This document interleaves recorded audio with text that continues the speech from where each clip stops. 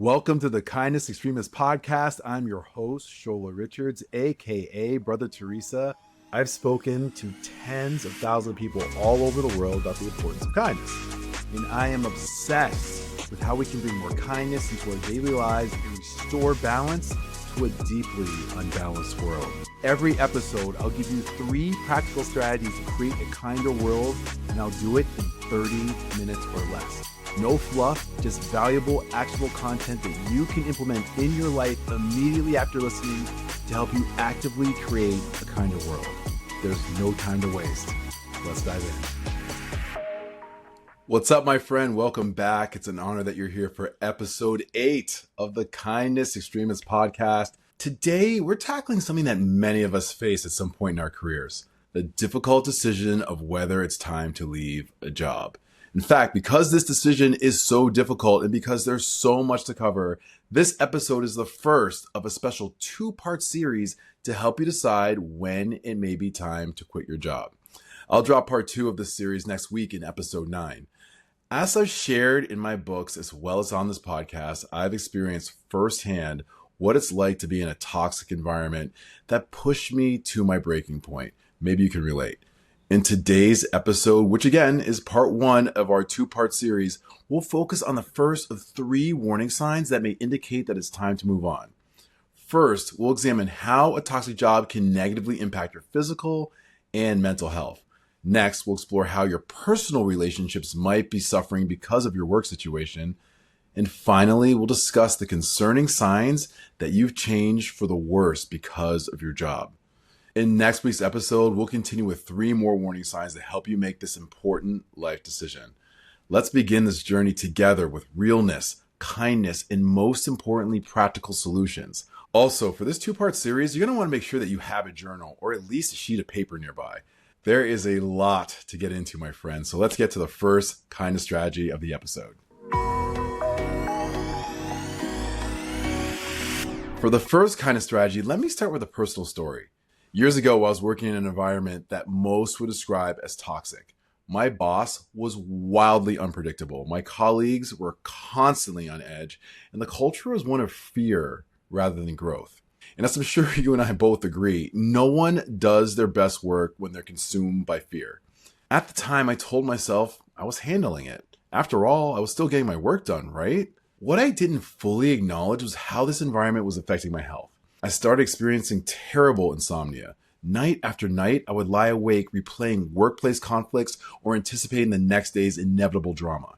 When I was fortunate enough to fall asleep, I'd often wake up with my heart racing, already anxious about what awaited me at the office. I developed persistent headaches. My stomach was constantly in knots. I caught every cold that went around because my immune system was compromised from chronic stress.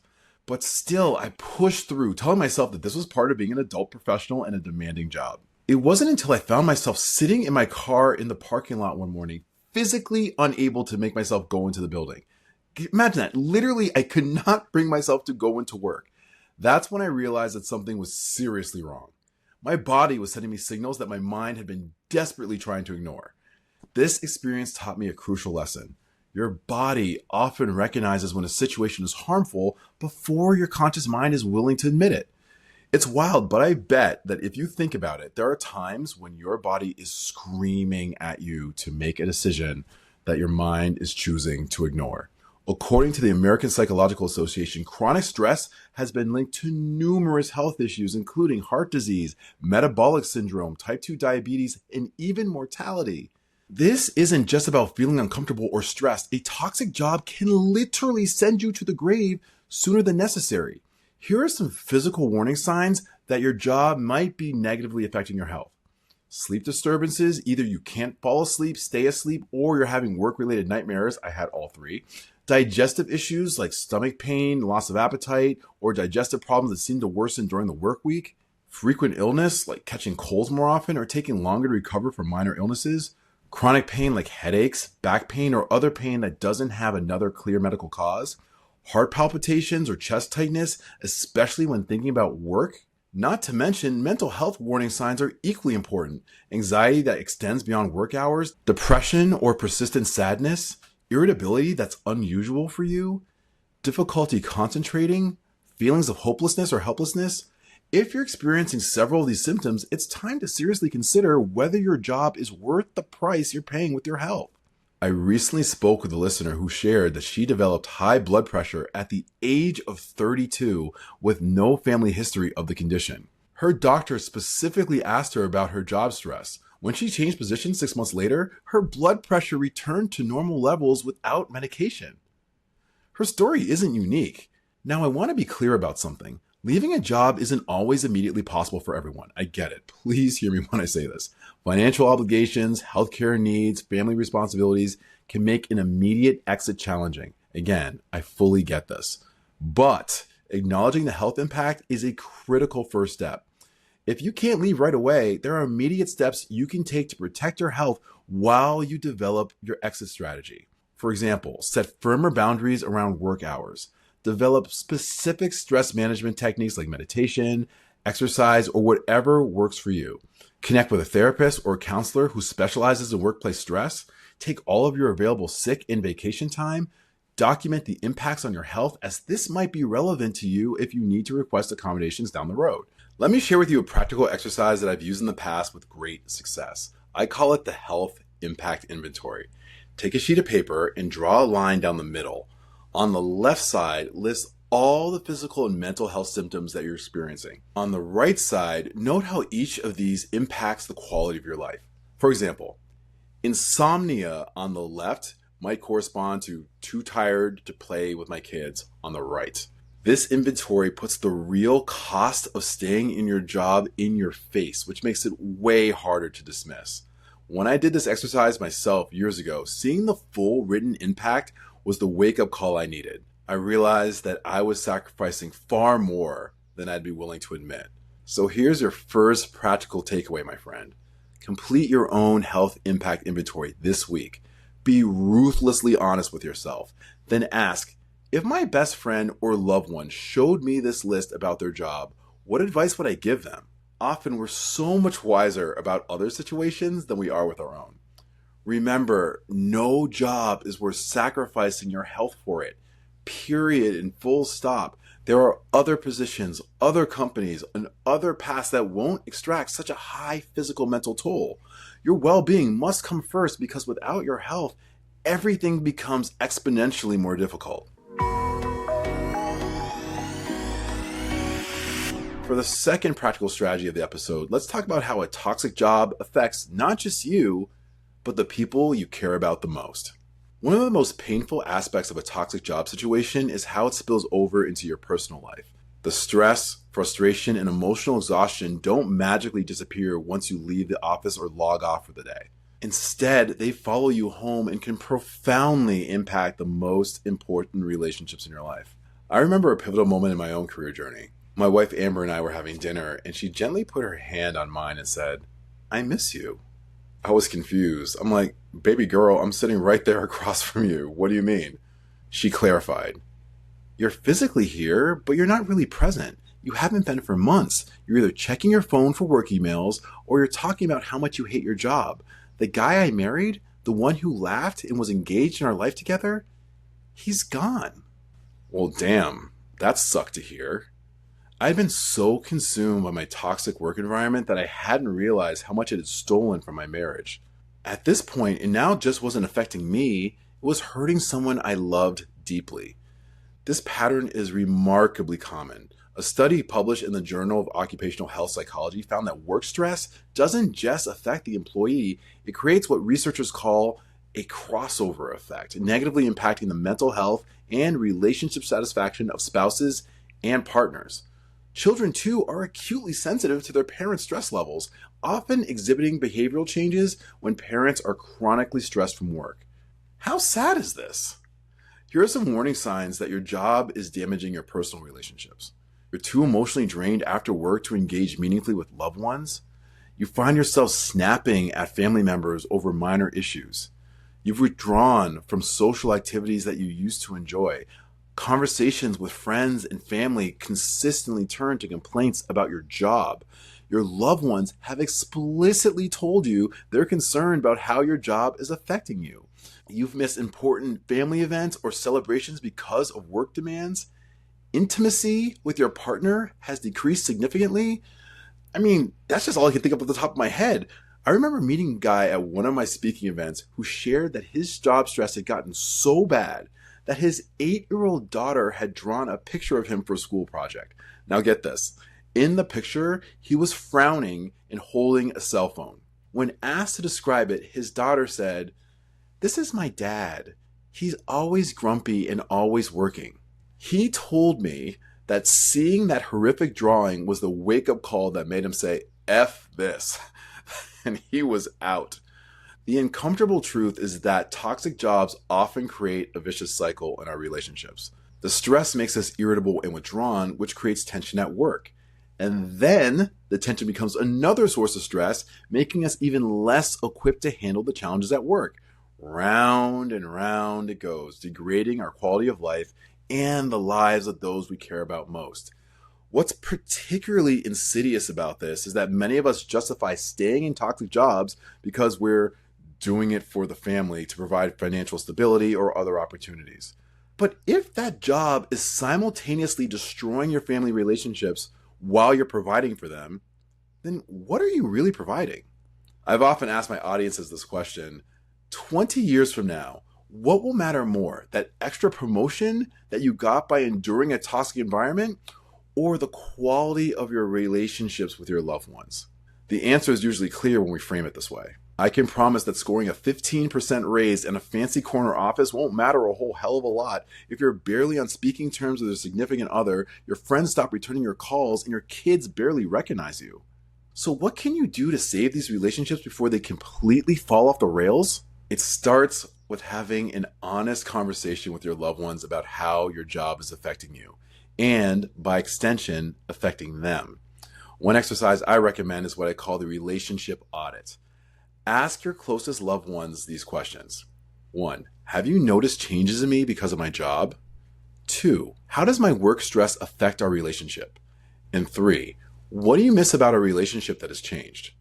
Real talk, my friend, this is hard.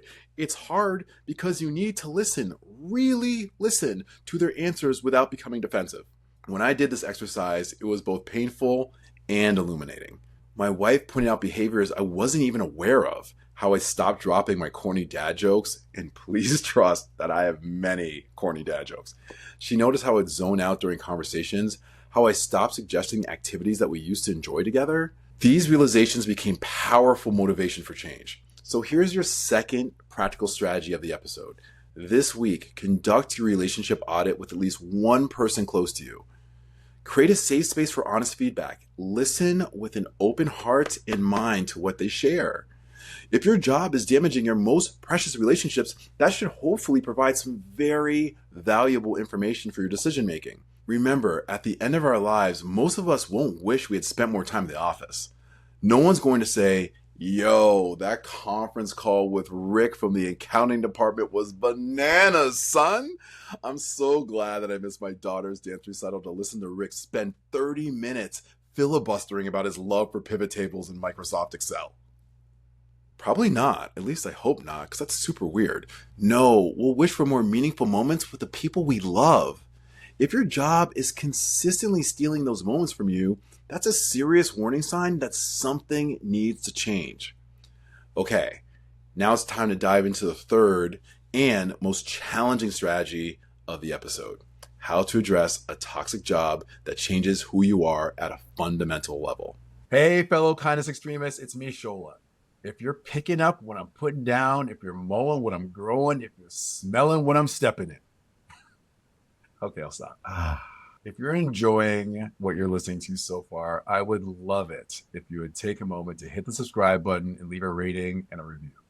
Those incredibly kind acts go so far in helping me to reach as many people as possible who will join the movement to actively create a kinder world. I appreciate you so much, my friend. Okay, let's get back to the episode. Perhaps the most troubling sign that it's time to consider leaving your job is when you realize you no longer recognize yourself. A toxic work environment doesn't just affect what you do, it can fundamentally change who you are. I experienced this transformation myself in a previous job. For most of my life, I was known for my positivity, smiling all the time, and for being a high energy guy. But after months in a toxic workplace, I noticed disturbing changes. I became cynical and quick to assume the worst about people's intentions. It's like I turned into Shadow Shola, the dark version of myself. I stopped engaging in activities I once loved because I was too exhausted or preoccupied with work stress. The joy and optimism that had been core parts of my personality had basically disappeared. One morning, while brushing my teeth, I looked in the mirror and I had a jarring thought. I don't like the person I'm becoming. I remember literally dropping my toothbrush into the sink and with a mouthful of toothpaste, saying out loud to myself in the mirror, "Who in the hell are you?" I honestly didn't recognize the dude in the mirror. That moment of clarity was profoundly unsettling. I allowed my environment to reshape me in ways that contradicted my core values. This personal transformation is common among people in toxic work environments. Research from the field of organizational psychology shows that prolonged exposure to negative workplace cultures can actually alter personality traits and behavior patterns. We are, in many ways, products of our environment, especially environments where we spend 40 plus hours each week. How do you know if your job is changing you for the worse? I have some warning signs for you to look out for. 1. You become more cynical or negative in your overall outlook. 2. You find yourself adopting behaviors that you once criticized in others. 3. You start engaging in unhealthy coping mechanisms like increased alcohol consumption or emotional eating, etc. 4. Your self-confidence has eroded. And or 5. You care less about things that once deeply mattered to you. A participant in one of my workshops shared a powerful example of this transformation. She had been working at a company with a ruthlessly competitive culture. Initially, she was disturbed by how her colleagues would undermine each other just to get ahead. But within a year, she caught herself withholding information from a coworker just to make herself look better. She described it as an out-of-body experience, watching herself become someone she didn't like or respect. What's wild about this, and what makes this particularly dangerous, is that these changes often happen gradually, almost imperceptibly. As an animal lover, I despise this metaphor, but it's like the proverbial frog in slowly heating water. We don't notice how much we're changing until the transformation has a devastating effect on our lives. The good news, thankfully, is that these changes aren't permanent if you recognize and address them. Once removed from toxic environments, most people gradually return to their authentic selves. But the first step, as always, is awareness. I recommend an exercise I call Values Alignment Check. Here's how it works. List your 5 most important personal values. Examples might include honesty, compassion, creativity, excellence, family, etc. Then, for each value, rate on a scale of 1 to 10 how well your work environment allows you to honor that value while you're at work. For any value scoring below a 7, write a specific example of how your workplace conflicts with this value. When I did this exercise, it was eye-opening. One of my core values is kindness. Shocking, I know, Mr. Kindness Extremist over here. But sadly, my workplace at the time rewarded people who were known to be toxic, abusive, and in some cases, dangerous influences. This misalignment was creating some serious internal conflict for me, forcing me to choose between succeeding by the company's standards or staying true to myself.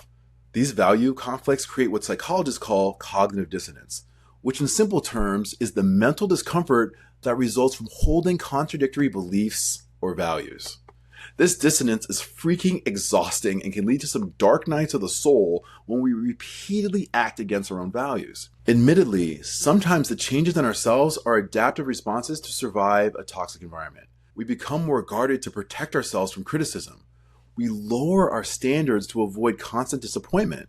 We become less empathetic as a defense mechanism from getting emotionally hurt. While these adaptations might help us cope in the short term, they can fundamentally alter who we are if they become habitual. So then the question becomes, even if you're succeeding in this environment, at what cost to your authentic self? Here's your third practical takeaway of the episode. Complete the values alignment check this week. Be brutally honest with yourself about how your workplace aligns with or contradicts your core values.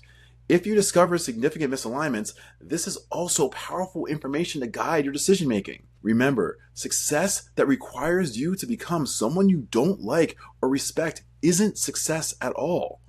True success includes preserving your integrity and well-being while achieving your career and workplace goals. We've covered a lot of ground in this episode, and as a reminder, this is only part 1 of our special 2-part series about knowing when to quit your job. Let's recap the 3 warning signs and the practical strategies to address them. First, the warning signs. 1. Your health is negatively affected. Become aware of the physical and mental symptoms that signal your body and mind are under too much stress. 2. Your personal relationships are suffering. You're noticing that work stress is damaging your connections with the people who matter the most to you. And then 3, you have changed for the worse. You're noticing that your job is transforming you into someone you don't like or respect. Any one of these warning signs deserves serious attention, but if you're experiencing all 3, it may be time to acknowledge that the cost of staying in your current job is simply too high. Remember the practical takeaways from this episode as well. First, complete your health inventory. Take a piece of paper and draw a line down the middle. On the left side, list all the physical and mental health symptoms you're experiencing. Note how each of these impacts the quality of your life. Second, conduct a relationship audit with your loved ones. Ask your closest loved ones these questions. Have you noticed any changes in me because of my job? How does work stress affect our relationship? And what do you miss the most about our relationship that has changed? Finally, do the values alignment check. List your 5 most important personal values.